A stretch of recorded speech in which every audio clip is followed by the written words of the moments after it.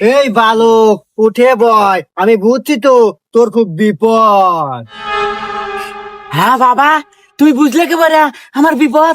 শোন, এই চোরকি বাবার কাছে যারা আসে তারা বিপদে পড়েই আসে। তুই খালি আমার আশীর্বাদটা গলায় পর।